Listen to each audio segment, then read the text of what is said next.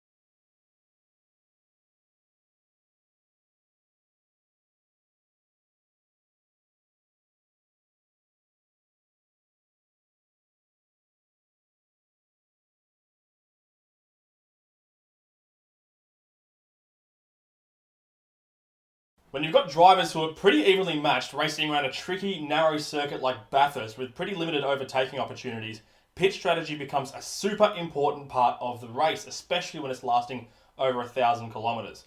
Now, the problem with that is when you've got two cars who are battling for position and then one of them takes a pit stop and fills up for fuel, they're still technically battling, but you don't know where they relatively are because one of them's dropped down the order, of course. So we have to figure out exactly how much time it takes or how much time you lose when you make a pit stop. That's what we call the pit delta time. It sounds like a pretty simple concept, but that varies from category to category and from track to track. So we're going to try and figure out what the pit delta time is for a supercar racing around Bathurst. I've got my lovely assistant Jake here who's going to come into the shot now. He's going to show you a little map that I've drawn of the bottom half of the Mount Panorama circuit, starting from the exit of the chase somewhere around here, going down under the footbridge, through Murray's Corner along the pit straight, Hell Corner, and then up towards Griffin's Bend at the end of Mountain Straight. So, if you're not taking a pit stop, the time it takes from you to get from the footbridge here, down the track, through Murray's Corner, across the start-finish line, all the way down the pit straight, through Murray's Corner, and up here to the pit lane blend line is 20 seconds. That's roughly 20 seconds. That's going to vary a little bit depending on the state of your car, the driver skill, your setup, yada yada, blah blah blah, that sort of thing. Roughly 20 seconds. Now, if you're pitting, it's a two-part equation. The first part of the equation is the stop time, how long it's going to take you to actually stop and make the pit stop, right? So that's the time that you're stationary in the box. Now, the fuel fill rate of these cars is 3.75 litres per second, or a gallon per second in the old money, if you're my dad. Now, that if you're going to have a 112 litre fuel tank that's empty or near enough to empty, it's going to take you 112 divided by 3.75 to fill that up is going to take around about 30 seconds. So that's 30 seconds you stopped in the box.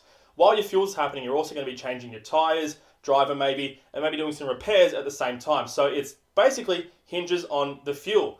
The other half of the equation is transit time. So if you're coming in for a pit stop, the time it takes for you to get to here, slow down through here, weave through this weird little chicane, get right down to 40 kilometers an hour, that's the pit lane speed limit, crawl through the pit lane, pull into your box, stop, that's your 30 seconds, pull back out into the lane, crawl back along the lane until you get to here, turn the limiter off, gas it up and get to here.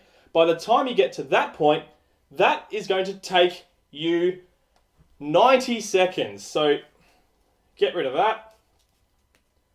90 seconds. That's a minute 30. That's a lot of time. Now, to figure out the delta time, we take that, we subtract what it takes if you're racing around the outside, and that gives us 70 seconds, 1 minute 10. That is the pit delta, but that's not the whole story because car 1 and car 2 are in very different circumstances. When car 1 here gets to the end of the